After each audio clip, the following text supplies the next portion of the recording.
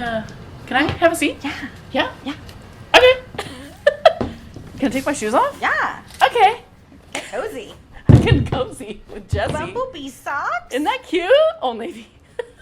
I have a story about bumblebees, actually. Do you? Yeah. I'll tell you on another day, maybe. You sure? Yeah, I mean, unless you want to hear it. Let's hear it. Let's go. So when me and Cal first opened the space, there was a little chunk of bumblebees on the ground right over there. Okay. Tiny little chunk. Cal is terrified of bees. So much so that he actually used to lie to people and tell people that he was allergic to bees. Oh, So that if there was a bee around and he had this big reaction, people would be like, oh no, he's allergic to bees, so make sure he doesn't get close to the bee. He's all, yeah.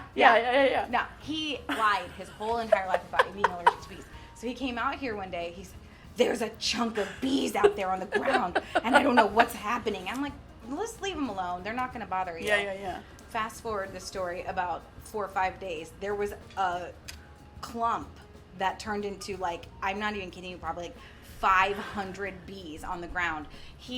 Oh my gosh. He was done. He could not handle it. That's scary. And so we had to get a bee person to come out here, a bee person that was not going to hurt the bees, right? Obviously. And we found out so much about bees that day. Apparently, the queen bee was sick, and all of the bees huddle around her. This is nuts, though. If she's sick and able to be healed, they'll... This will be good. Yeah, that's okay. It might. But so if she's sick and able to be healed, they'll huddle around her and protect her. But if she's too sick, they'll eat her. They'll eat her. Oh my God. So did you like stick around? Like what happened? What ended up happening? We stuck around. They rescued the bee, the queen bee. And then they had to look around because they were like, there's other bees somewhere. So they look around, and there was a little fountain thing over there, which is still over there. And the bee guy picked it up, and there was a honeycomb under there, like this huge. And he took the mama bee away, or the queen bee away, and it was like a movie. I'm not even kidding you. All the bees swarmed around him. Wow. Like, don't take my queen away. Oh my gosh. Followed him to his truck. These bees. And then the leftover bees, he was like, don't worry about the leftover bees. They'll find their own way back, but they are going to clump together, and they're going to be wherever her scent was last. But they're going to find other hives. And they sat there for like 2 or 3 weeks, and one day I was sitting out here with one of my friends doing a little meditation, and suddenly we hear this like wong, wong, wong, wong, wong, and all of the bees, all the leftover bees, all came together and flew off. Wow. It was wow. So anyway, bees are smart. There is a whole ecosystem behind bumblebees. So wow, I now every time I look at my socks, I'm gonna think of this. I know. It's kind of fascinating. That is fascinating. And you know what else is fascinating? What? You are fascinating. Thank you. When we met up, we were talking for hours. I feel like hours. We were. It was like we had known each other for a million years already. Yeah. So I'm very excited for y'all to get to know Jessie the way I'm getting to know Jessie. But you know, Jessie owns this place. It's called Salon Benders. Do you want to tell everybody what this place is all about? Yeah.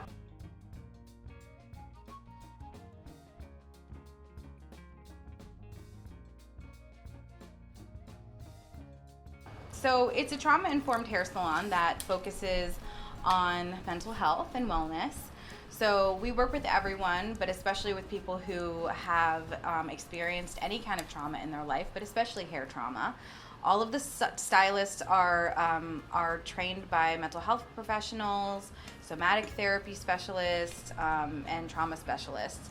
And so when someone comes in to the hair salon and they have any kind of trauma, we kind of go over. We know how to have a little bit of a gentler bedside manner, what questions to ask and how to approach physical touch and consent and things like that. So we have a absolutely different way of functioning as a hair salon, and also a completely different way of consulting with people. So it's a really interesting experience for us and for other people. I've never seen anything like it. So we're kind of paving our own path. You know? Which we will talk about that, how do you pave your own path. But, you know, obviously we were very intrigued as Anna and I, as queer women, to know that there's a space like this, and to think about, even when you're thinking about your hair and expression and all that stuff. So it's cool that there's that opening entry point, and then now there's all this other stuff talking about trauma and mental health, which is like, it's all together. It's all wrapped up together. Totally. So I'm very excited to talk more about what you're doing, who you are, like what kind of person, right, can forge a path like this, a very unique one that there is a need for. You know, I always think about, like, people think that they have to go to certain places because they think that's the only option, and like, you are creating an option now for people that they wouldn't otherwise have. So before we do anything, we need to eat. Right? I'm hungry. Okay, we're hungry. So you suggested this place. Why did you suggest this place? So this was the place that there's the movie, or not the movie, the show Dexter. Yes. So this was the donut shop that Dexter always used. Like literally. Literally, Oh, yeah. what? And it's legit Michael Z. Hall's favorite donut shop. Oh my goodness. In Long Beach. In Long Beach. Yeah. Colonial Bakery. All right, so we got a little bit of everything. What is it the camera eats first? So. Okay, so we got your glaze. We got some maple bar chocolate. It's turned over, but it's chocolate twist and some sprinkles. You know, some colors. Who doesn't like a little sprinkle? Right, and then we got the jalapeno cheese. This ham. thing right here. If whoever doesn't like this, I don't like them. So Anna, get out of here. She's like, jalapeno. She like literally got one when she got a croissant the other day, and she brought it home. She's like, I was eating it, and then there was a jalapeno in it. I was like, oh my god, I'm gonna give it to me. We'll eat it. Okay, but you like ham? Yeah. Okay. Okay, all right. I have a low tolerance for heat, unfortunately. Okay, yeah. Okay, that's valid. But what if you do Oh, like really? the flavor Hilarious. of the pepper? Yeah. Okay, so maybe we can, de-seed the pepper. Yeah, I'm not going to throw a fit and be like, no. I'm not eating that. Jalapenos in the same room, no. Okay. All right. Okay. babe. Okay. She's not allergic like Cal is to Or me. is she? Or is she? Or is she? Here you go. Thank you. Which one are you gonna grab? Well, this one. Grab it, dude. I mean, wait, are you going to share that? So I can't eat this whole freaking I mean, thing. you give me a little piece. I'll try They it. didn't But heat it up for you? oh Oh, man, they didn't heat it up for you. They didn't. I forgot. Oh that my was God. my Look, I bad. don't even care if I have any of that. No, ham in there. grab it. No, because this is really what I wanted. All this yummy butter and this hot pepper. Okay, I'm gonna get can I just eat it Yeah, now? please do. Let me get a little bit of this. Oh my God. What's going on? This is it's the most amazing. Croissant. Mm. Maybe You sweat. Maybe I should. Yeah, let me get a little piece of the croissant. Mm. Okay, I'm gonna grab it from this side. It's so much butter. Oh, It's so good. Anna, you want a piece? You can Here, eat Anna will it. get the piece with all the ham. It doesn't have the. Not everything is spicy. Only the napkin. only the place that has the Oh pepper my is spicy. God. I know. I told you. Look, you can heat it up or not, but It reminds me of like a really good cheese roll. I know. Or Right? something. It's Danish, right? Yeah. But Oh what my do you god. think? She likes. Oh, it's got a little pepper. Oh my god, I used to. Don't You go gotta right eat back. that. Yeah, Take that bite. I'm gonna take that. It's got like cream cheese or something. Mm-hmm. Oh my god. It's so good. Oh wow. I know. I'm not gonna lie to you. I was like, okay, it's I- croissant. I knew you were gonna. I was like, this is a croissant with ham and cheese, but Everybody No. says that. This is different. this is This different. shit is good. This shit is good. Mm. I'm You're hooked, right? like, yeah. You're convinced. Yeah. I'm glad that you only got one because this thing would have been gone. Oh yeah. I mean, I could have eaten the whole thing though. Yeah, I always do eat the I sometimes I eat two. Thank you for sharing. Oh my gosh, I'm look, it's really special. Oh, she likes it. You're liking it over there. You gotta get. Jalapenos up here, too. I Oh can't my god, believe. another jalapeno. I can't believe it was inside of there. Oh, you don't want it? I wish I could share this with you, but No, eat it. I'm like, okay.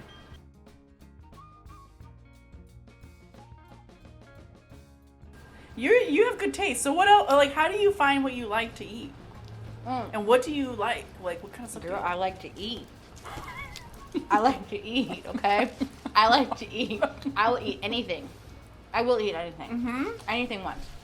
My mom, when I was a kid, before I had teeth, she said, this girl would just scream and scream and scream. And when she'd start cooking me dinner, I could start smelling it.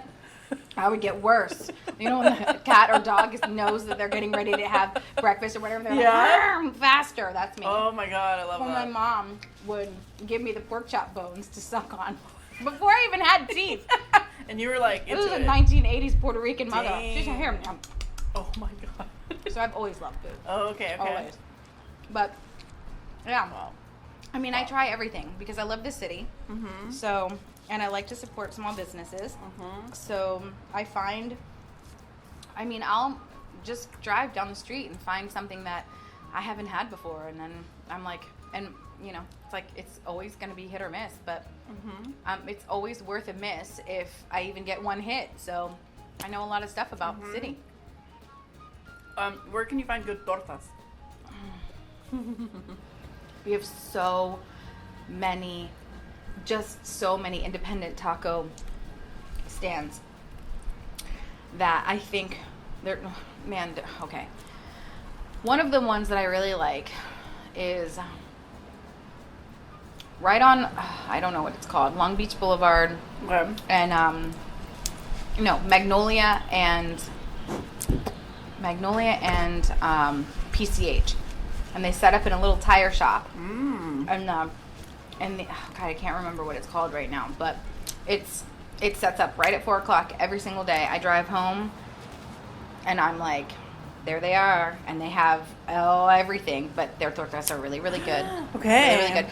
And there's a taco stand that just started popping up right outside of the salon every day at 4:00, and their tortas are good, but the chilaquiles is... Oh, what?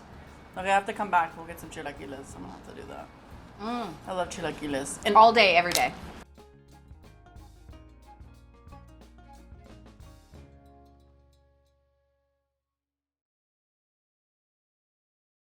in Mexico City, if you ever go, there's a place where it's a stand, but it's very popular, and they have tortas of chilaquiles, like with chilaquiles inside, and milanesa, red and green sauce. So yeah, girl.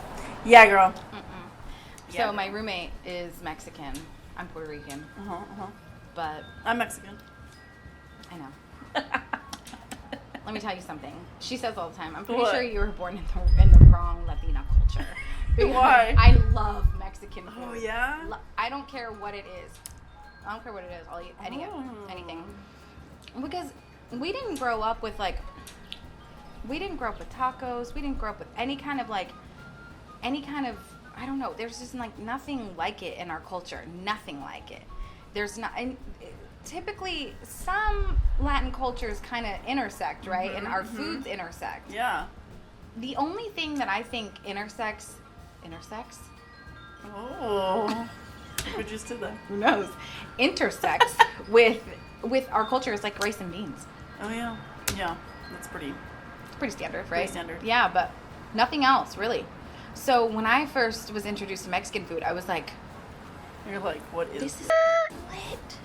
What is this? Like, why haven't I ever known about this? And then I moved to LA, and I was like, I've never had Mexican food before in my life. Oh my gosh. Even though I thought I did, but oh yeah. you don't have Mexican food No. until you move to the West Coast. There's no Mexican food. And have you ever been to Baja and had Mexican food there? Nope, not yet. Okay. When I tell you, if you get tacos from Tijuana, Pajarito, Ensenada, fish tacos, regular tacos, it takes it to the next level. I definitely encourage you to. See, then what? I down can't have it any there. better because then You're gonna have to. Yeah. I'm gonna. But we're close. We're close enough. Close enough. Okay. Yeah.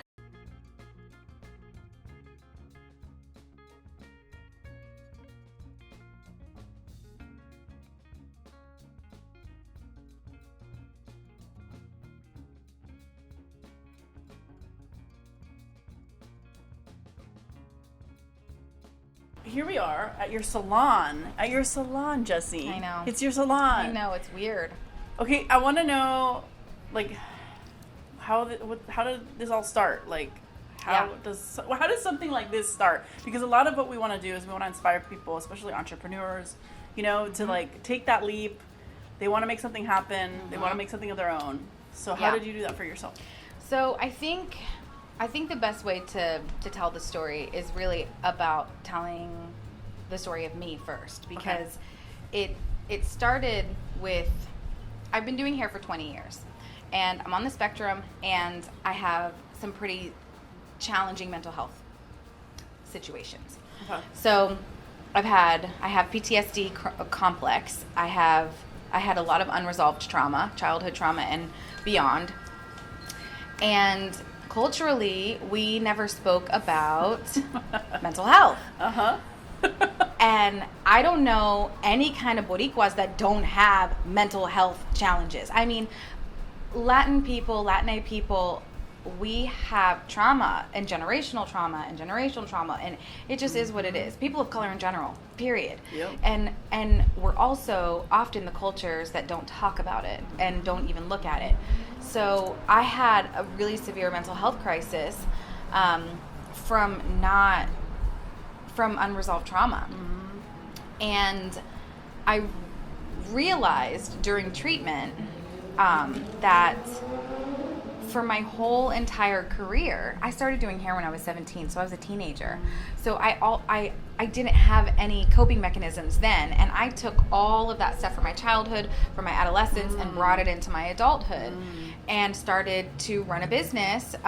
Every hairstylist is an entrepreneur, really. I mean, because we have to have that hustle to bring clients in and keep them, new ones, exactly, all of that. So really, the business started when I started doing hair, but I didn't have the type of clientele that I do today. And I realized that throughout my whole entire career, I was working on people who were further triggering my trauma.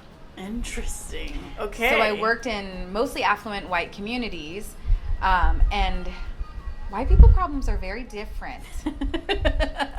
I was like, what kind of problem is this? This is not a problem. Oh my God, my Range Rover did not start this morning, so I had to bring the Audi.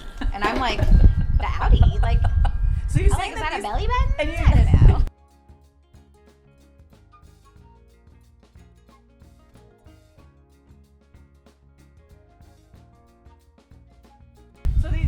So very interesting. You said that these interactions and these stories with them were triggering. They're like, when you say that, what can you describe kind of the feeling? Was it like uncomfortable? Like, what was it when you say that? Can you kind of go a little bit more detail, like what that means? That's a great question. I think it's a range of things. So that's totally on a spectrum. So it would range from something like that, like somebody's like a super expensive car not starting, to someone talking about politics that directly affect me and my community, or having a client in my chair who's homophobic, and me having had years worth of lies and calling my partner he and making up some like male name. Yep. Oh, yep. Right? And and doing that for 20 years could mess a person up and messed me up. Yeah. So, or people talking about race issues and not knowing what they're talking about, people talking about just identities that they don't really know what they're talking about, and they think it's funny, and they think, oh, well, I have, my friend is black, or my sister's married to a Mexican person, or whatever it is, right? And so I have this right to speak about your culture, or to speak about things that I don't really know about. And those are like micro and macro aggressions, in which I did not understand those terms at all until I opened this hair salon, really. Can you tell people what those two things are, please? So microaggressions and macroaggressions. Microaggressions being like aggressive behaviors or words or statements that people will say in mixed company that can be hurtful or triggering to people of marginalized origins. So, for instance, something like that would be like something like, I'm going to use a queer person because I'm a queer person, right? Or women. Actually, this is even better. Let's hear it. She's she's like menstruating right now or something. Oh, she must be bleeding. You know, that could be seen as a micro or a macro aggression depending on how you do it. But, you know, macroaggressions are a little bit bigger, right? So something that somebody would say that might be outright racist. So, you know, those things are happening constantly for any marginalized identity, constantly, but especially with people who have multiple intersections, right? So if you're a woman, if you're queer, if you're a person of color, if you're, you know, different abled, if if we have any kind of intersection of any type of, you know, being outside of what society deems normal, right? You know, we experience those things on a daily. So, and they will begin to affect us if we don't start to understand about our own mental health.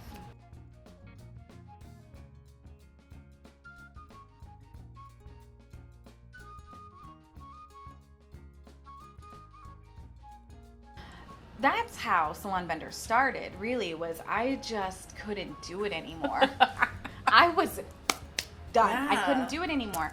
And so I almost left the industry, and my partner, who is still my partner, and at the time, Cal, I said, I'm done with this. I'm gonna quit doing hair. I want to go to college. And he was like, when was the last time you were in school? I'm like, I don't know. I mean, I didn't even graduate high school. I got my GED. So like, I was like, I don't know. He's like, college is a lot, honey. Like I was like 35 or 30 something, you know, when I'm talking. Yeah. He's like, there's going to be 17. I was like, nope, that's it. That's all he had to say. There's going to be teenagers in like, your I'm class. out. I'm done. So I mean, I just felt like I was just stuck. And he was like, have you ever worked inside of your own community or with people that like are like-minded to you? And this was this huge revelation. It was a big learning opportunity for me in that moment because I had never worked with other marginalized communities, and I also never worked with queer people because I had trauma in our own community. So I was like, oh no, I would never do that. He's like, why? I'm like, because I'm just not queer enough, I'm not this enough, I'm not that enough, I'm not that. No, I'm not doing it. And he's like, girl, you need to get your life together. Like, you need to, he like broke it down for me. He was like, you know, if that's the conversation that we continue to have, like, how are you an elder in training then? Like, how are these younger queers going to be able to see any kind of example? And we don't have any representation if we don't continue to overcome our trauma and not live in this space of constant fear and you know, what's the word I'm looking for? Not intimidation. Scarcity. But, scarcity. Scarcity or intimidation, or living in like that, you know, that space of like, what is it when people are like, this isn't good enough. I'm not good enough, or what is it? Insecure. No, it's like a thing. What is it called? Imposter syndrome. There we go. I just heard that recently, and I was like, I know what that is. Like, I just understood it immediately. Right. Yeah, imposter syndrome. Wait, so Cal, that's a pretty big moment. Yeah, to be, huge. Like, because I love that you say you're like, I felt like I was stuck, and a lot of times we feel like we're stuck, but it's like, sometimes you have to run towards the pain. You have to run towards, like, what is the reason that you feel that you're stuck, and you can unstuck yourself. But it's when you're addressing the things that you've been avoiding. Right? Yeah. Exactly. And at that point too, I mean, I knew that was just the beginning of the thing. Right. I knew that it was going to get much harder before it got any easier. And I still did it. And I also have to I'm glad you did. Yeah. Thank you. Yeah.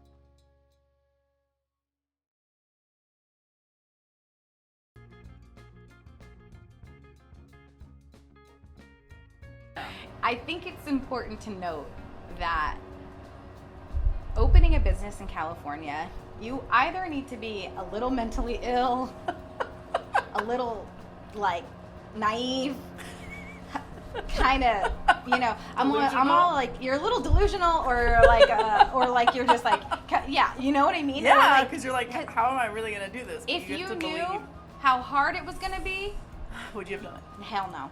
Oh, wow. I wouldn't have. I'm not even kidding you, and I'm not going to lie about it. Wow. I am not going to deny it. I think that it's really toxic to glorify something that was not glorious and is not going to be glorious. It is not going to be. This is not for the fragile, the faint of heart. It's not. It's not. You have to be thick-skinned. And if your ego, that thing is going to have a million deaths. Ooh. So if you can't, you better be ready. Great. I don't care what kind of business you're starting. Yeah. I don't care. It is a lot. And in 5 years, almost 6 that we've been around, I have aged drastically. Really? But with all of that comes a significant amount of wisdom that is something that I would not ever give back. That I don't regret. Yeah, because I think about, like, had you, gone the other route where you're like, I'll just go to school and just do the thing, Well, but it's like, do you feel like that, like, in some ways I do feel like this was meant for you, because it takes people, like, that, I'm not going to say the word sacrifice per se, but, like, it takes a certain amount of person to break barriers, to create new things, and doing that is obviously a lot more work, because you're creating something new. But you're also creating something that's going to be, like I said, you're creating an option for people that they wouldn't otherwise have. And so it's like, I don't know. It's interesting. I mean, I like thinking about it in a multi-dimensional way, because I think spiritually this is where everything splits for me, because I think that even if I were to choose the route of school, I think that I would have gained this wisdom anyway. Okay. I think that the wisdom that we gain is what we're willing to gain. It's however much work we're willing to put into school, and the school is life.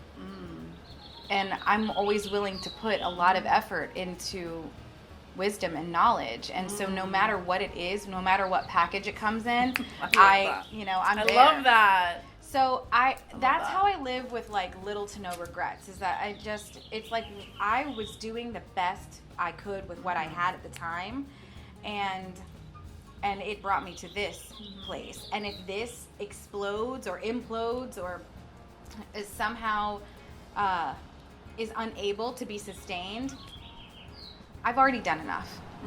I've already done enough, because what I can promise to myself and the community and everyone that I touch is that I'm genuinely doing my best.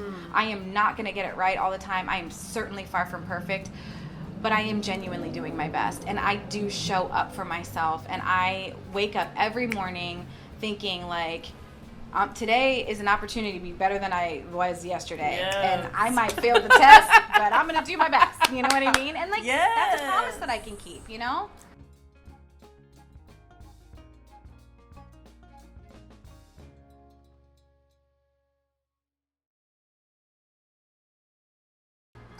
I love hearing that, because as a new business owner, this is very much resonating with me, because there's definitely moments where you're like, what did we just sign up for, know? But I love that you're just even if wherever it goes, it doesn't go where you think it's going to go, it doesn't take away the wisdom, what you've experienced, and it's going to send you in whatever direction the universe. I do like that you talk about spirituality. How much of your spirituality goes into the work that you do? The whole thing. The whole thing? It's the whole thing? Yeah. So for a while, I was really nervous about bringing my spirituality into the space because of trauma, especially because of the fragility that I have seen around my spirituality and how it makes mostly white people uncomfortable. So I have never been able to bring my culture or any kind of like cultural I don't know, wooey or anything that I have grown up learning and practicing my whole life. I've never felt like I could bring it into my work and or into a place of business or anything like that, because it makes white people uncomfortable. It makes white queer people uncomfortable. It makes, look, if you are white and in an intersection, you're white first, and that shit makes people uncomfortable. And I just stayed small and quiet and did all of that stuff on the back end and went home and prayed and did all my rituals at home. And one day, it just dawned on me that I was like, what? I'm still, the work never ends, by the way. The last breath I'm taking is my last lesson in this body, and then it's a whole other thing, you know? Yeah. So it's not like you never arrive somewhere, so just get that out of the way right now. Get that. Yeah, can we tell everybody that? Yeah. And that's I think that's liberating, though. Yeah, it is. To be like, totally.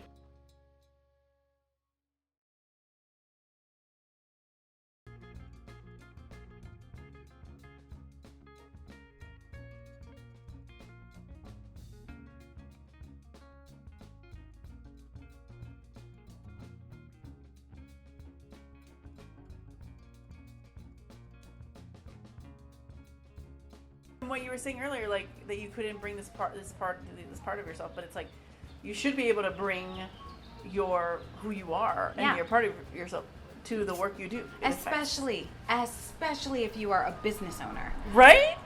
If it's your creation, yes. Boo, do you. Yes. Do you. Yes. Every single thing about it should be authentic to who you are. Yes. Because that is your piece of art. Yes. And if other people want to be involved in your piece of art, then great. That's wonderful. But you don't need to minimize yourself. I don't need to minimize myself for the comfort of others. If you don't like me and I am in my realness and my spirituality and my genuinely being me is offending you, you are offended. The way people feel about me says more about them than it does about me. Absolutely. So because I can promise myself and the world that I'm doing my best. And if my best is not good enough for you, then those are your standards. You need to be looking back at your standards because you look at the world, we look at the world the way that we see ourselves. That's the only lens that we have is our own eyes. Yes. So if you're hating on other people and you can't find compassion, you're unable to find it for yourself first. And that is a very good barometer. I'm not saying that I do this either. There are some people, for instance, Donald Trump. I have a hard time finding. It's like a mosquito. I don't understand why God made mosquitoes. I realize that they're around and they serve some purpose in our ecosystem. They must. But I don't know what it is, and I have a hard time finding compassion for those mosquitoes. You know what I'm saying? It's hard. So look, I'm not saying that I got it right and doing it perfectly, but I do understand that the way that I feel about other people really says more about me than it says about them.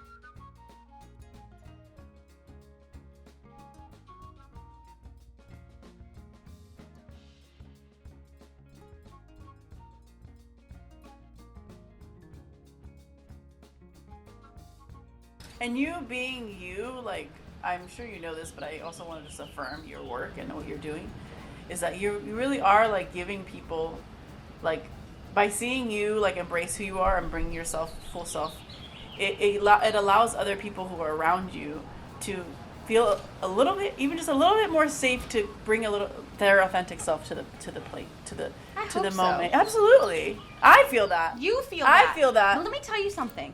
That's not always true. Not for me. I'm telling you, there's a lot. I got a lot of haters, girl. A lot of people do not like me. But you know what? Because they're seeing something in you that they haven't quite addressed in themselves. I think that that's true. And this is how I feel about myself. I think I'm just a squeaky clean mirror. Like, you know when you're in that mirror, like that, I like to call it the last looks mirror. Sometimes you put a mirror. I know what you're talking about. You sometimes put a mirror right in front of the door where there's a perfect natural lighting and you walk by, you're like, ooh. Yeah, but Where did that come from? All where that. you know, yeah, exactly. Case in point. You yeah. see, you see all the things. I see all the things. I feel like I'm that mirror. I don't mean to be, and I didn't even really know that I was or am, but I don't think that I just think that I'm reflecting, all of us are. Every single one of us is just a mirror for other people, right? I think we're all reflecting what other people see about themselves, but I think that a lot of people are, you know, who aren't ready to kind of be really super, or who maybe don't know themselves yet, right? That's a big thing. That's a big one. And that, there shouldn't be any shame in that either, because again, it's the journey. It's the journey. It's baby. the journey. Yeah.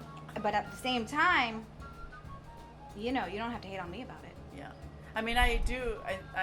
I'm sorry to hear that you're feeling some of, if you're feeling some of that. But I will say this, is that the people who do need to see you, like feel like, be in that space and knowing that there is that.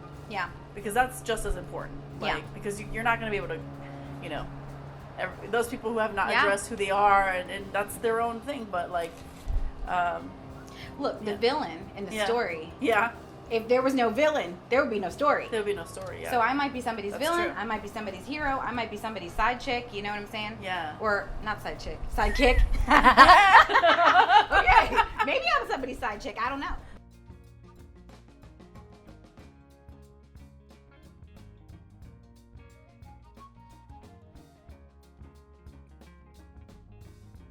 That's an interesting point.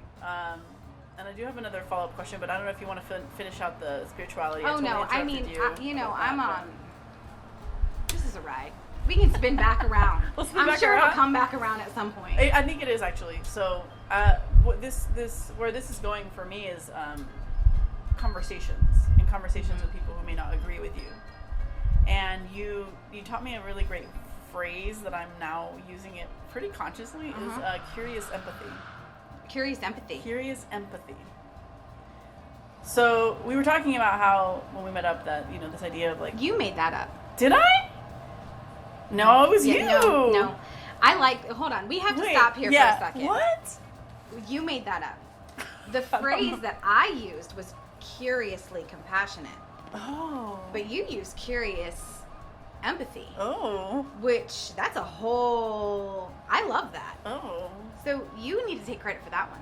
Oh, I didn't. That's yours, babe. Oh. Okay, well, let's talk about with curious compassion. Okay. So, can you share with everyone what that means to you, and how we can probably use that in our day-to-day? Yeah, for sure. More often. Okay, curious. This is something that I just recently downloaded.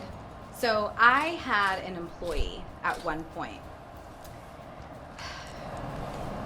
She was challenging for me. Okay. She was white, is white. She's still here with us, thank God. Okay. Right? She still exists in this world. She's very important, right? But she was the epitome of the fragile white woman. Mm. I saw her as a major Karen. Major. Okay. And I treated her that way. Mm. Straight out. Mm. And I could not get over this feeling of like just angst that I had over her for years. She no longer works here and she's out of my life and all of the things, and maybe perhaps one day she'll see this and hear this, and great if she does. Okay. Because she taught me a really valuable lesson. Mm. Right. And I had zero compassion for her experience as a white woman. None. She came from, you know, what I saw as a privileged background, life, all of the things, right? And I judged her harshly. Mm. And I was her employer. Mm. That was so irresponsible and so toxic and so it was immoral. Yeah. And I felt so righteous about it. Mm. And it wasn't until I went through treatment, really, I mean, I was in treatment for a long, I still am, that what that said was more about me than it did about her. And I started pulling apart the compassion that I had for myself. And it was nil. It was sub-zero, Jackie. Sub-zero. I had no compassion for myself. No curiosity of where any of this stuff came from. No, just complete worthlessness. What a place to be for you. I know. Like, were you like surprised by this? I was very surprised by this. Yeah. Especially because as self-aware as I thought I was yeah. and think that I am.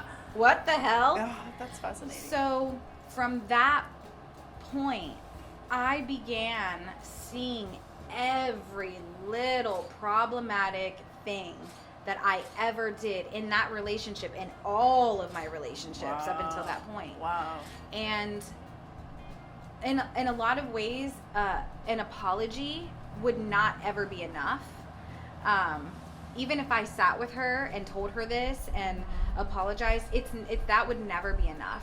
The only thing that I can do to take responsibility and make reparations and rectify is moving forward with a trauma-informed approach, myself being first, knowing that I'm being judgmental, harshly judgmental on this person. What am I judging? Where in my life am I doing this to myself? There's the curiosity. Moving forward with that curiosity and being like, oh, guess where that came from? Where's the first moment that I've ever felt like that? Or when was the last time I ever felt like that? It'll take you on a bunny trail. Trust me, you got to be ready for that ride too, because it'll take you on a bunny trail and you will find the root of that thing at some point. And the root of that thing for me was that I grew up in poverty. I had to work as a child. I didn't learn how to ride a bike. I didn't graduate high school because I had to go to work. I had to help support my family as a child. And so to see somebody go, I don't feel good, I need a day off. I was like, what are you talking? You don't feel good? You need a day off? But hello, like that was my culture. My worth was wrapped up in how much I could provide, how much I could support, how much I could help.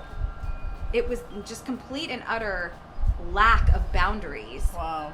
And or knowing oneself at all. But that was trauma. My childhood trauma made me, I was a hurt person who hurt a person. I still am.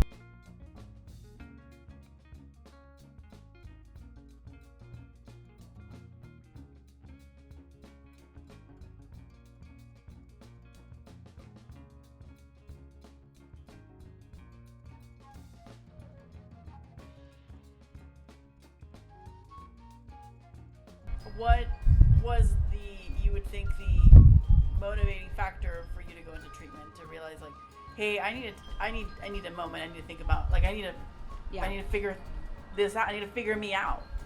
Well, this is a really good question, and I'm just going to throw out a trigger warning. I'm super, super honest, and I'm an open book. Okay. So anybody that has an issue with suicidal ideation just needs to, know. Okay. But I went through a super drastic and deep mental health tragedy, and I tried to take my own life. And unsuccessfully, thank God.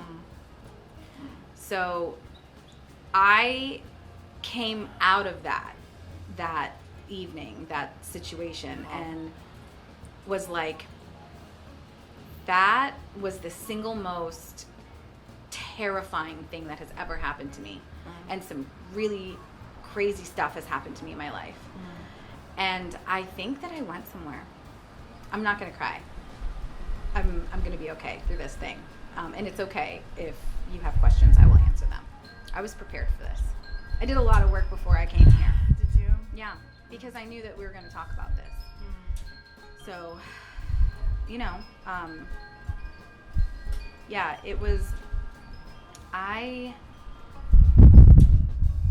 think I went. I don't know if this was real or not. I really don't. But I have a vivid recollection of something. Do you want to share? Yeah, if you want to hear it. I'm yes. It's weird. Dude. We're already Dude. there. We're already there now. We're already there. No, and this is I really appreciate you being vulnerable like this, because it's like I'm sure there's gonna be people who can't relate to what you've been through, and I think this is important to not feel alone. And well, look, this is my story, and the story isn't pretty. And remember, I'm not gonna glorify something that's not glorious or glamorous, but wherever I went, it felt like a vivid dream. I dream vividly anyway, but it felt like a vivid dream, but so vivid that it was like more real than the reality that I'm in right now. That's how it felt to me. Wow. And I don't know what happened, or it was like not I can't tell you, like, it wasn't colorful, or it wasn't like that. It was just a feeling, or a knowing that I had a choice to come back here. Wow. And if I made that choice to come back, that it was going to be really hard. That my life was going to be really hard.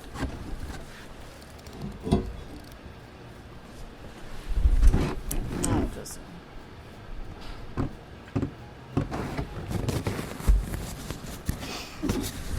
But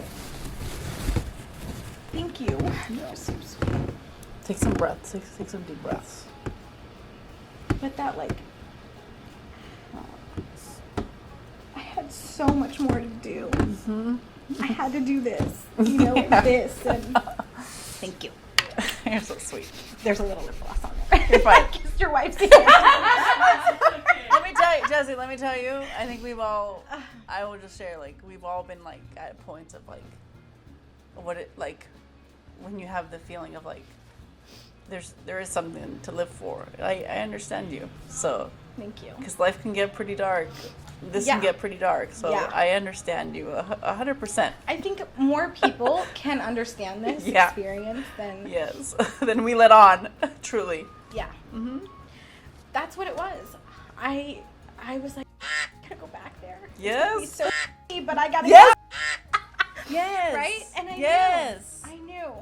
knew that something was coming that was not going to be super great, but and was going to be really hard, but I just chose. You chose. And now, and that's really what makes me emotional. It's not so much that, it's not the pain that makes me emotional. It's the fucking gratitude. Oh. I'm like, what? Like, I don't know what happens with other people and their experiences, if they had a near-death experience or whatever, but I did choose to come back here, Jackie. Like, I consciously chose to come back here, and I did. And so now, when I look inside of those doors and I'm having a beautiful experience with a human being, I'm like, A, I almost took that opportunity away from myself, and B, this is a beautiful experience that I almost did not have. And that's not, we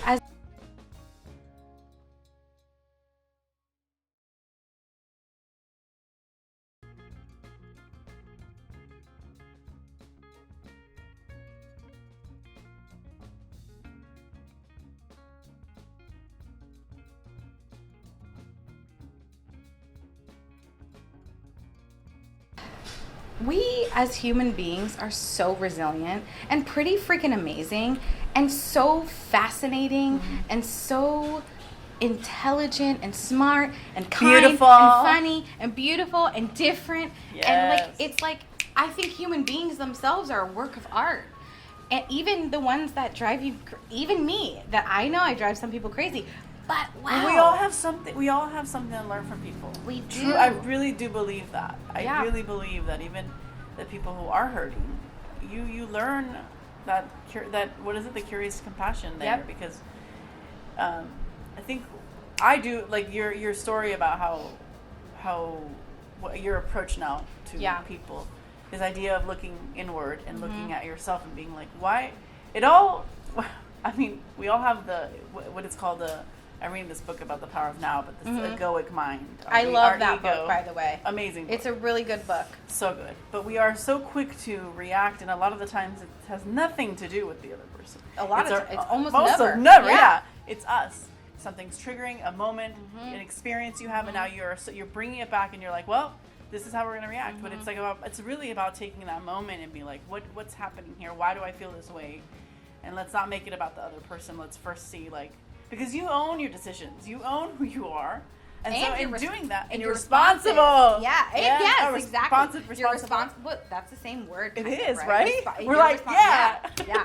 But that takes a lot of, I think, unfortunately, I mean, we always never want to get it to a point where it's a dark, it's hard, but in those hard moments, it's opportunity. And you chose.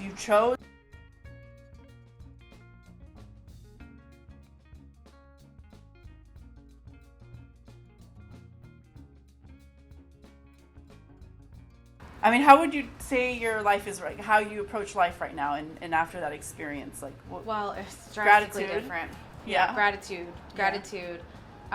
But the other thing is really understanding what led me there.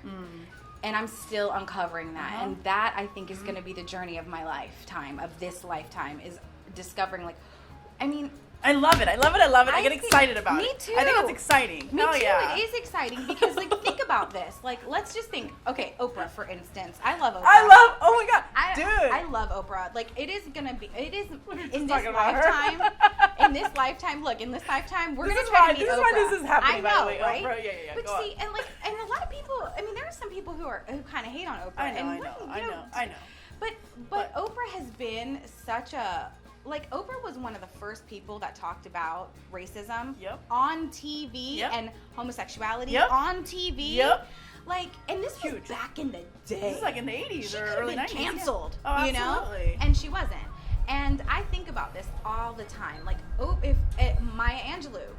These are people who really, and black women, who really stand on the shoulders of these women. Yes. If they were not here, we would not have as much freedom as we have today. And it goes further back than Oprah and Maya Angelou. This is ancient, right? But in my lifetime, I see really, really amazing women that have done such amazing work. And they are not looking at themselves. They cannot be that wise and that kind.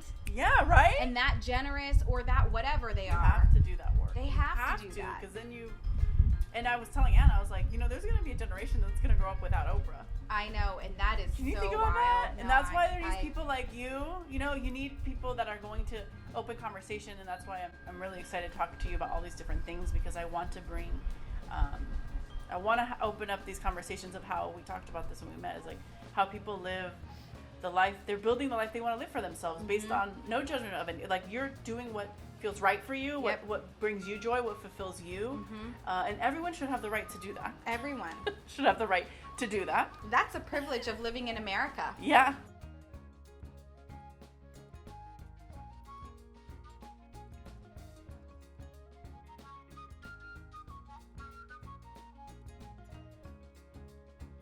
Everybody can talk shit. Yeah. I mean, look, I talk shit about America all the time. Or talk shit about, some of the systems that we have in place, in which a lot of them need to change because they are very problematic and ancient and all of the things. And at the same time, I urge people, I especially urge left-wing people to be like, listen, some of the people that are all the way on the other side, they use that Constitution. Yeah. They use every single word on that Constitution and say, I get to keep these guns and blah, blah, blah, whatever else, right? There are also things on that Constitution that protects you and that you get to use. And that's one of them is your freedom of speech. Yep. And you might not like what other people are saying, because trust me, some people get on that internet and I'm like, what are you doing, right? Yep.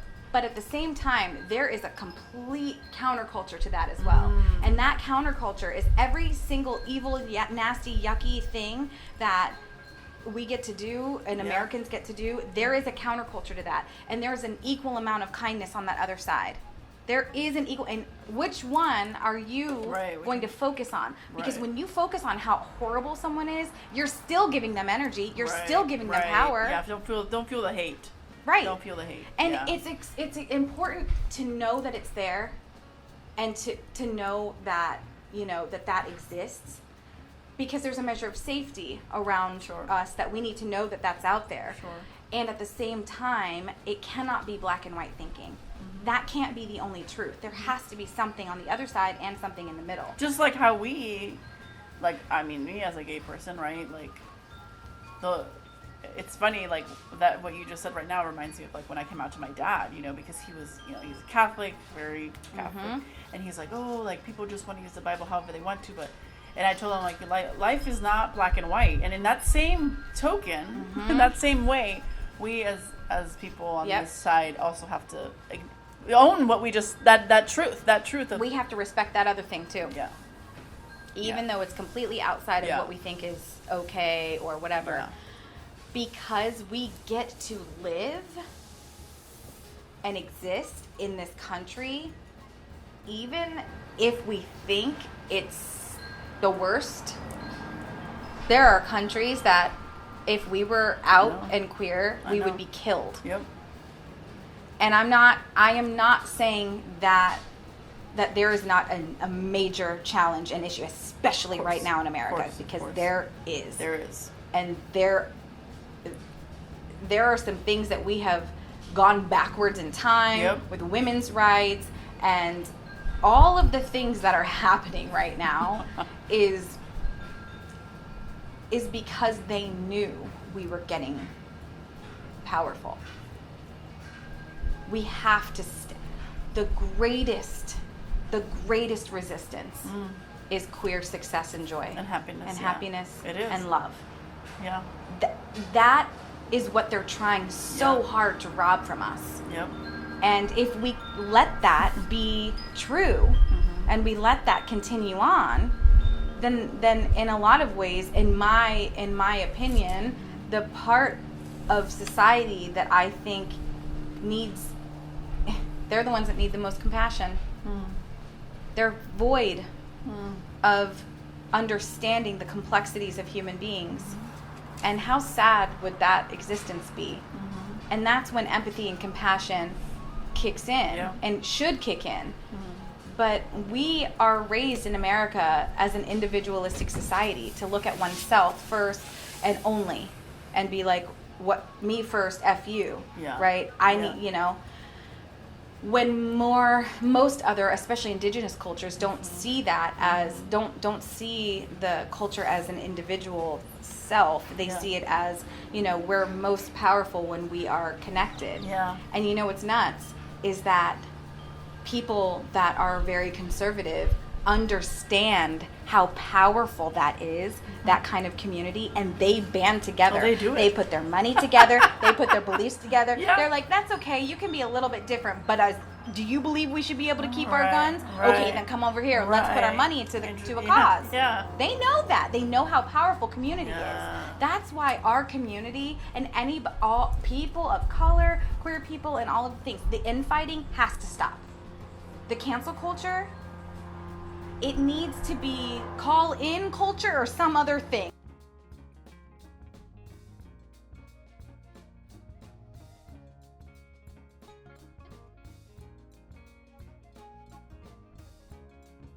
What do you mean by call-in? Can you explain? I don't know. I'm still sorting this idea out because I don't 100% really I haven't figured it out yet. I understand why cancel culture is important, and I understand how it arrived here. Yeah. But I don't necessarily think that it works, because I think that we're further ostracizing people who are already marginalized. And that means that we have to have this group think. And that freaks me out a little bit. It freaks I me get out you. a little bit that all of us have to think and respond and react the same The way. same exact way. And that goes back to, I think, there has to be permission to be ourselves and permission to learn. And to disagree. And to disagree. And we're going to make mistakes. Like, Yeah. I don't know, and no one here on the planet is not going to make a mistake. Exactly. But if we can be able to be open in a safe space to make a mistake and to learn and to teach each other. Isn't that yeah. community? I mean, shouldn't that be like a place Especially of- from our people. Right, to our teach own each community. other. Yeah. to learn and grow? And I understand not putting that responsibility so much on the marginalized person. I get that. Yes. But the reality is we live here in the now.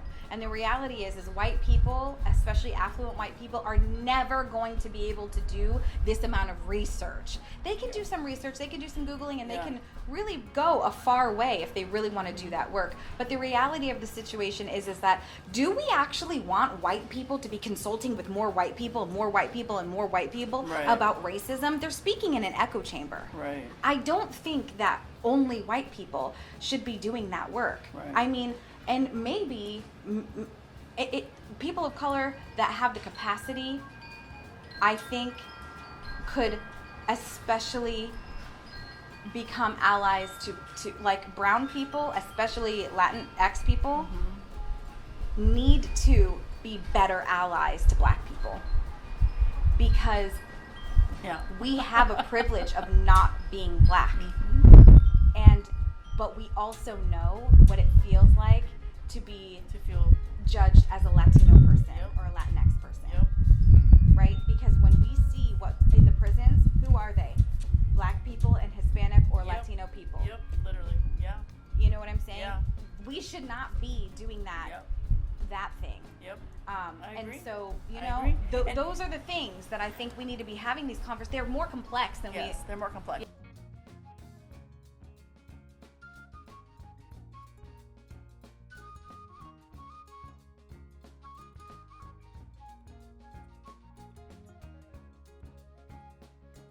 It takes people to be, we have to be, if the opportunity serves, right, if we're at the table, if we're at a table, we got to get at the table to be able to speak for others and to pose the question and to challenge. And I don't mean challenge like to bicker or debate. It's about really posing, start to really move the needle, move the conversation, move it over, and call things what they are, right? And it reminds me of, we talked about, you know, there's always somebody in the family that has to be that person. And like in my family, unfortunately, I am that person, and it can be lonely. I'm not gonna lie to you. Like, it's been a lonely path.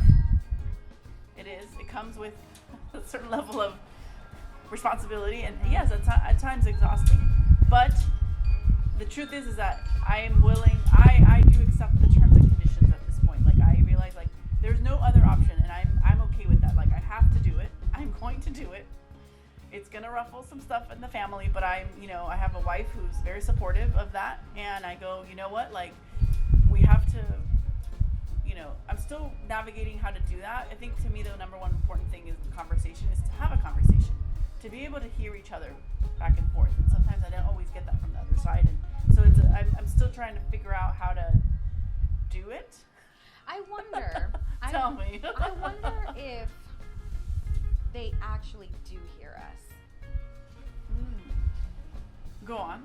I wonder if they actually do hear us and we're making more of an impact than we let on, you think?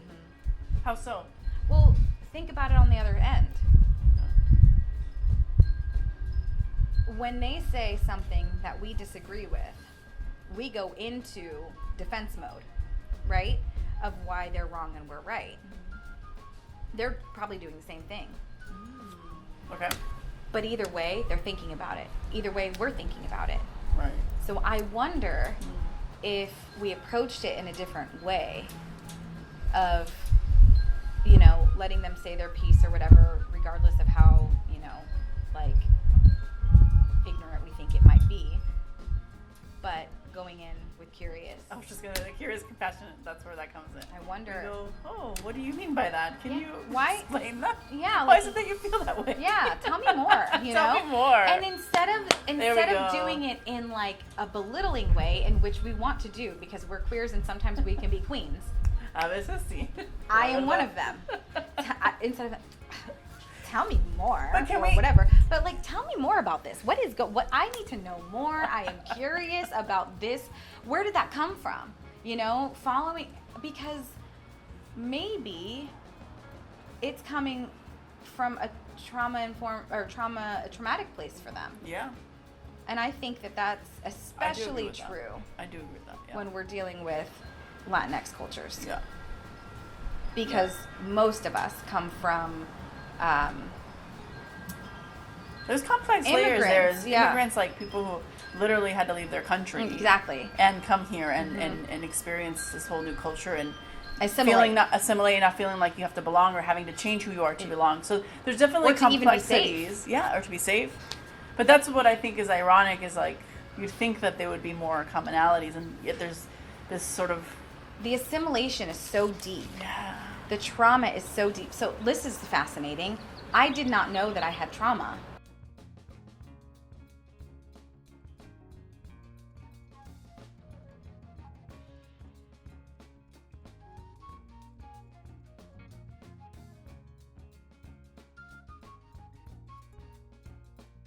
If I told you, if I wrote the book of my life and you read it, you'd be like, girl, what the hell is wrong with you?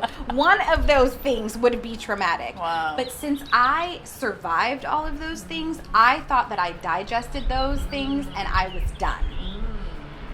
I didn't think that they affected me in any way. I was Because completely... you're like, it's over, done. It's over. I'm moving on. Yeah. I survived that thing, so why? I'm not traumatized. So I think, and I come from a generation that talks about, I mean, not my family, but my community talks deeply about mental health. Yes. And so I have access to it. Imagine not having any access to it and right. never having had a conversation about it at all. That's our parents and their parents. That's where they come from. Yeah. So that's where they're coming from. So Yeah, that's huge context. that's huge. For sure. That's a huge part that that's a privilege that we have as a generation, going in and being like, oh, God, mom and dad or whoever, like, why don't you just get your mind right and get on to the, get into 2023. Right, But right. that's not where they came from. That's a very good point. Yeah. It doesn't give them an excuse to be hateful though at the same time. Yeah, because in the end, right, at the end, all of this is to have a deeper, healthier relationship with other people and with yourself. Exactly. It's not about someone being wrong or right. It's about like literally living in harmony As much as possible. Yeah. So that, that's a It's very. like, what's the point? That's a very good point. Like, what is the point of the Yeah. outcome? Like, are you getting what you want out of constantly arguing? Yeah. What you want is to be closer to your family, or what you want is to be Yes. closer to, because, I mean, if you're doing something to just be right, don't choose your parents. That is, Yeah. get out of there. Go They'll join a always debate see team. They'll always see you as a kid, by the way. You're always their You're kid. always going to be a kid, and that's just, which has its own, whatever. But That's a whole other thing. That's a whole other thing. But yeah, that's a good point.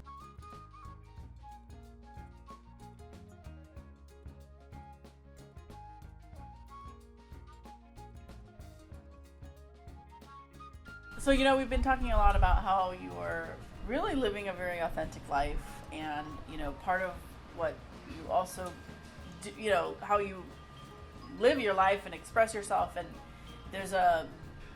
I really want to bring this to light in this conversation because I do want to bring it to my platform. My platform is about bringing visibility to the LGBT community, but also in ways people live their life and to be able to freely express and talk about it. And also because who knows, maybe somebody over there who's watching us might be like, that's interesting, or like you're gonna give it a positive positive lens. And so the topic here is polyamory. You live is that how Polyamorous. you live how would you word that? Like, I am polyamorous. Yeah. I I am am polyamorous. polyamorous. Okay. So what does that mean? Polyamorous means, to me, the ability to love multiple people simultaneously at the same time. I think that polyamory can be seen as romantic, sexual, platonic, however. And I think that people can understand it better when I explain it this way. Okay. First, Okay. anybody who has parents who have siblings first, or anybody who's a parent. I'll bring it to like home first to the kids, right? So a parent probably has a different relationship with their multiple children. But if you had to say, do you love one of your children more than others? Maybe somebody would say yes. It doesn't really matter. But do you have the capacity to love 2 children? Most likely the answer is yes. Right. Do you have the capacity to love both of your parents? Maybe somebody would say no. But do you have the capacity? Yeah, you probably do. Do you love both of them the same? Maybe, maybe not. It doesn't really matter. But it's all about the capacity that you have to love multiple people at the same time.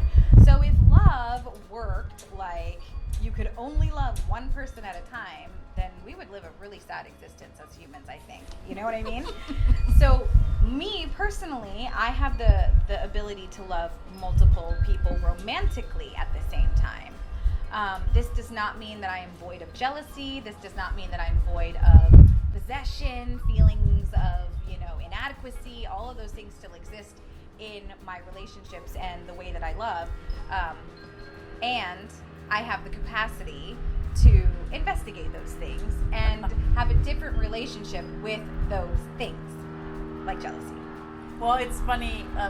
It's funny you say jealousy because Jessie and I obviously have discussed that we were going to talk about this. So it's not like Jessie didn't know this question was coming, right? But she said that she's very open to talking about this because again, I think we want to break down the stigma, and we want to for people who are curious about this or wanting to experience this, that we can have an open conversation about this. So, the first thing I remember telling you was like, oh my God, like I don't know if I could do it because I'm a very jealous person. And you said, me too. me too. Like, I know envy very well. Me and envy are like yeah, BFFs. Yes, I am a ferociously possessive girlfriend. Even now, it's despicable and problematic at best.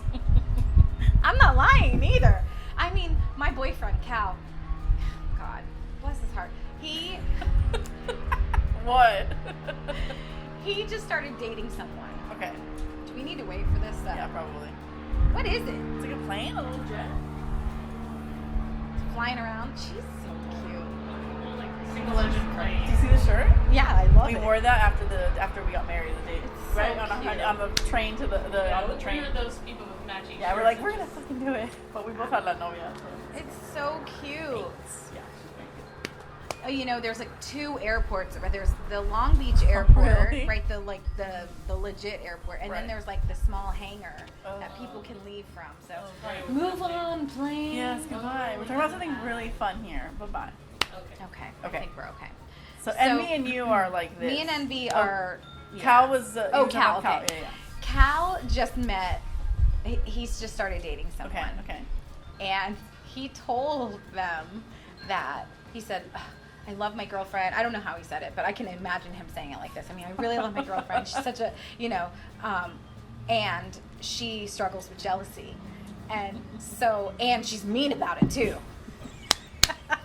Jeez, Cal. I know. But this is his experience of me, so I can't argue with that, And so, like, if you get your feelings hurt easily, maybe we need to wait before you meet her, right? Oh my God. So I didn't even know, like, I knew that he'd been seeing somebody, but, like, for the most part, I mean, Cal is kind of a Casanova. Oh. Everybody loves Cal. He's very. Super, I've right? had the pleasure of working with him, and he was such a delight. He's Like, a damn charmer. he's so sweet. He's so sweet, and he's so cute, Yeah, and he's so kind, and he's so genuine, and he's got all of these amazing, so of course, like, he has dated a lot of people.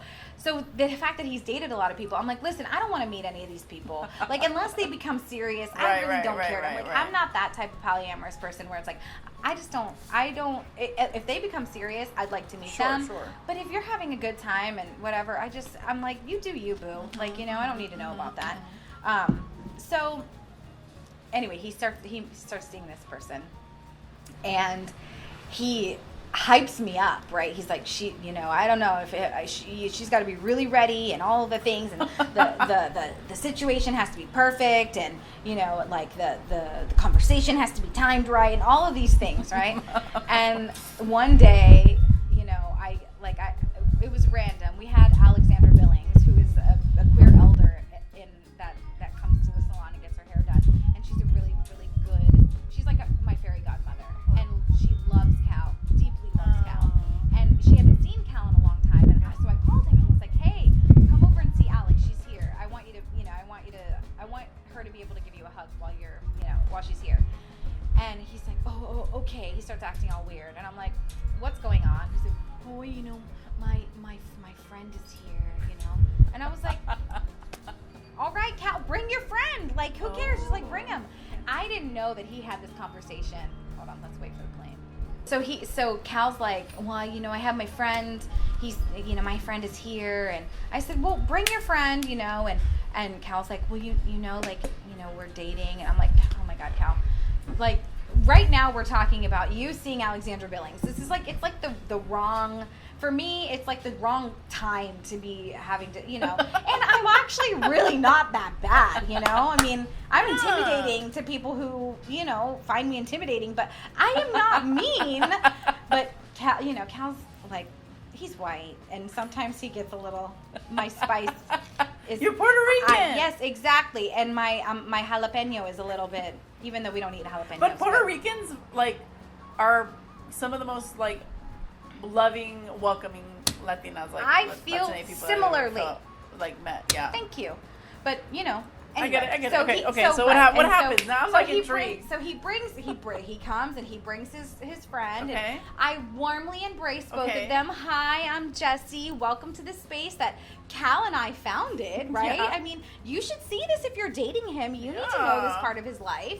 This is a big achievement that, and what an honor, this young, other queer person. I'm like, "Do you know who Alexandra Billings is? Because if you don't, you need to." Yeah. And you get to meet this living legend right now. So get your shit together and be respectful to your elder. You know what I mean? Yeah. So, and I was very kind and all of the things. And so, I don't know why I started talking about this, but I feel jealousy when I feel like there's some kind of, I'm not getting enough. And I think that's where jealousy comes from, is that someone thinks that they're not going to have enough. If somebody loves someone else or even likes someone else, I'm going to be lacking. But I still think that comes from that individualistic societal norm that Americans were taught. And what's interesting is the more I study my indigenous roots, the more I am so profoundly blown away by how connected I am to my ancestors. Because I come from a matriarchal society that is polyamorous. And the woman has multiple partners. All right. And she's the boss. All right. Right? I didn't know that. I had no idea until I really started digging into the Taino people. And I was like, what? So, I think that part of my polyamory is even part of my indigenous culture. Ooh. It's very close to me and my spirit and my culture, And I didn't realize that I was polyamorous until I met Cal. I was going to ask you, so how do you even think this could be an option for me, or how do you kind of start exploring that? Well, first of all, looking at your history. Okay. So if you have been a person who has ever committed infidelity, ever, it could be something that you could focus on or look at. There's multiple things here. Okay. I need to make this very clear, though. Okay.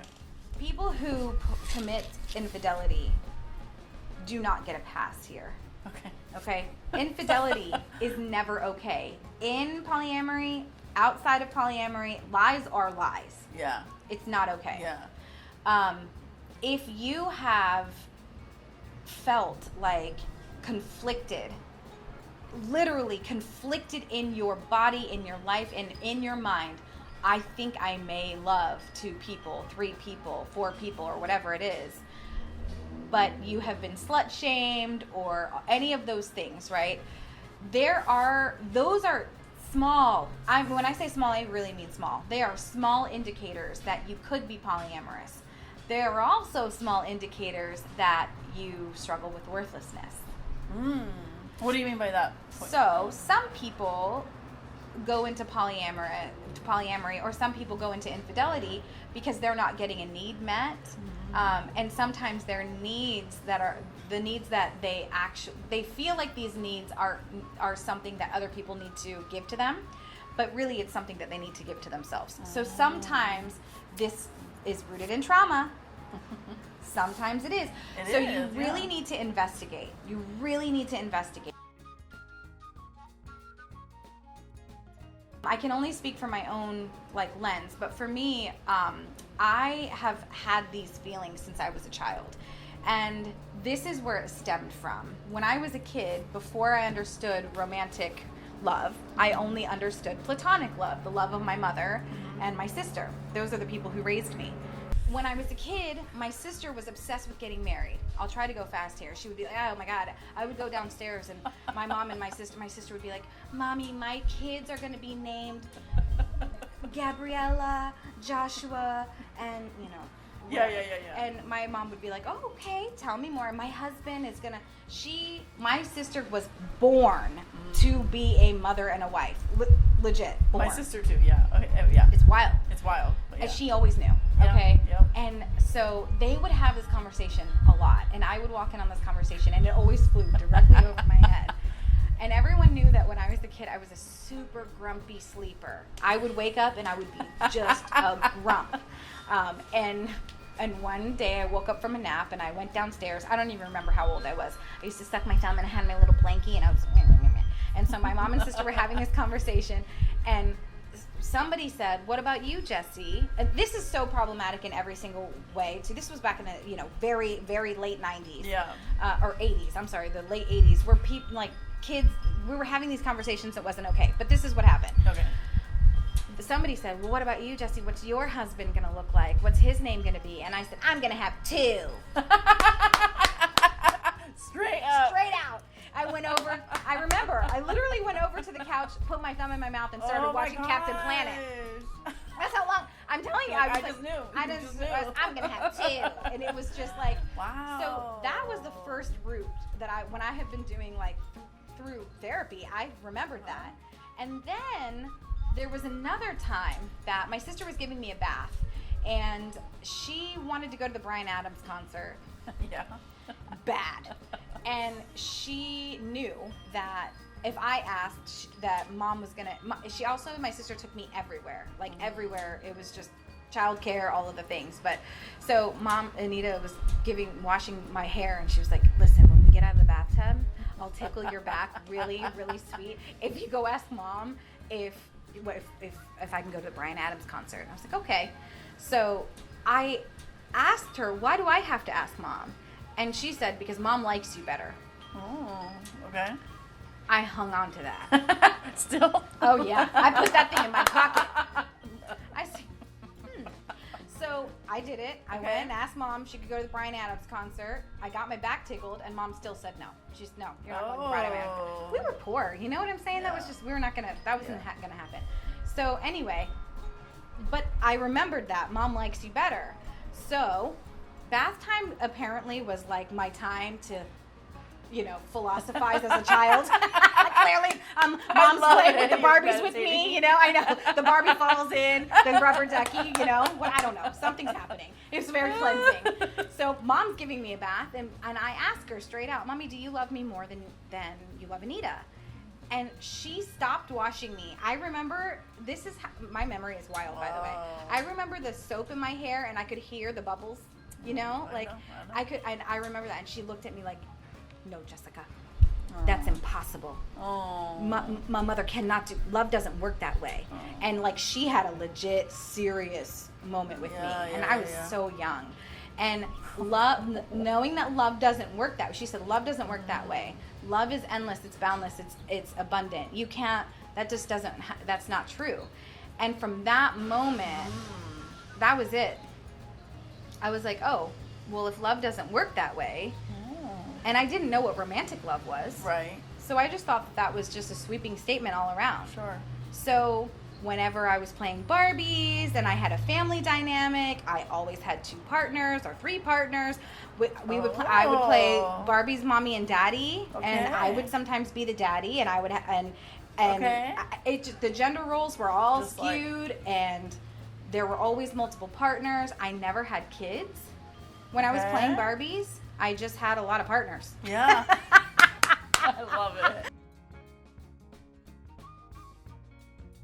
I think, like, going even further back in my childhood was the first time I ever experienced any feelings like that, which translated into my my adolescence and adulthood. Oh. And not understanding that was something, I actually I experienced a lot of really toxic, non-ethical non-monogamy. I cheated on a lot of my partners. Okay. Almost all of them, actually. Okay. And I was very confused by that, because I also knew that I had the deep ability to love them, and I loved them so much. But I couldn't understand, if I loved them so much, then why am I having feelings for someone else? Right. And so for my whole entire dating life and all of the relationships that I ever had, I really thought I was broken. And I would go into relationships being like, listen to me. Oh, wow. I am going to love you so hard, and I'm going to like be such a good partner, and you are going to fall in love with me, but I urge you not to. Really? You would tell? Yeah, I would tell, because I was tired of being known as like this heartbreaker, or this, like, you know, even though I was, and I just didn't have the context, the language, the education. I didn't have any way of understanding it. So I just had to like make it this black and white thing. You had to make it this black and white. I had to, because I didn't understand it otherwise, you know? Just don't fall in love with me and we'll be fine. Wow. So then you never, growing up and even in your youth, in your 20s, like, when did you first hear about the term then? Like, when did... Cal. Cal literally... Dating Cal. Well, I told him that. Listen, don't fall in love with me. And, I mean, we were really, like, in the beginning, you know, that new relationship energy. I was like, don't do it. I'm telling you, I'm gonna jank up your heart. You know when people tell you don't do it, they want to do it even more, I know. right? You can't avoid it, don't, right? Yeah, I was like, you're just like... the things that we think we have control over. Right, you know? right. But I just didn't know how else to approach it, you know? And so, and he made it so, he was like, you're polyamorous. And that was the first time I had ever even heard that word. I was 30 something years old. Yeah. And I was like, what? He was like, yeah, so you're just non-monogamous. You're not into monogamy. And he said it like it was no big deal. Uh-huh. It's the same way, like, it would have been, like, to me, hearing that was like, you know, when you were a kid, especially if you come from, like, a Catholic or Christian background. Yeah, what? And, like, hearing something like, you're gay, and that equates with you're evil. Yes. That's how I felt. When he said that to you? Non-monogamy. When he said, "Oh, you're just not monogamous." Those two like shame. things. Yes, shame. Shame, right? You felt like some shame. Yeah. Oh. And I was like, "Well, I mean, yeah." And like he was like, "That's okay." Oh. Like he's damn, like, Cal really came he's through, so man. Cal's completely changed my life. Wow. Completely in every way. Wow. For real. He, in so many ways, because he was so steeped in the queer community, in so many ways he brought me a second wave of authentic identity. I'm ever grateful for him. Wow. And that's how you know. I'm sure that Anna has done that for you. Yeah. right? Oh, yeah. And she just continues to affirm you. Yeah. And yeah. you learn so much about yourself through her. Yeah. And like, and that kind of like love and deep and acceptance loyalty of can commit. The fact that she accepts you so much for maybe even some of the things that you don't accept about yourself. Yeah. And then she loves you for that, which means you love you for that. If she can love me, then I should be able to love me, Yeah, it's very healthy and it's beautiful. Yeah. And that's both of my partners. Yeah. In so many different ways. Yeah. And Cal, and so much of my queerness and my identity as a non-traditional lover. Mm-hmm. He allowed me that space, and not only allowed me that space, but encouraged me the space and created space for me to explore. Now you don't feel like, what was the term you were saying about yourself? That you were feeling imposter syndrome? No, about how you, right now when you were saying like how you were shame and just like that you felt that you had to have this disclaimer with people and now you get to like just. That's not my disclaimer is like, listen, I have a deep capacity to love. I am polyamorous and I'm going to love you so hard, and I have the capacity to love other people too. And I promise to you, you will not feel lack. You will not feel lack in this relationship.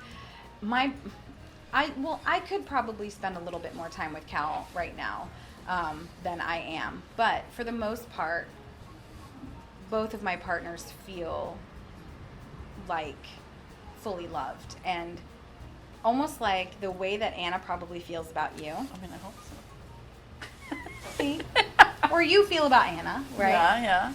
Both of my partners feel that same way, right? Like Anna probably has no doubt, or you have no doubt, that that's your person, and that you would go to the ends of the earth for her, and like, I got you, mama, right?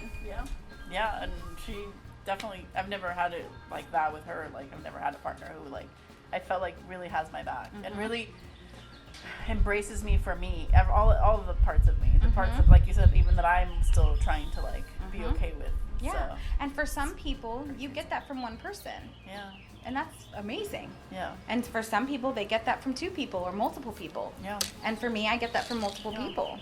And I'm assuming, just like any relationship, you work on it, and it's not perfect. Yeah. Never. And I think that's another stigma. It's like, because you're dating multiple people. It's like, any relationship, you have to put time and you have to work on it. You gotta water that thing. Yeah.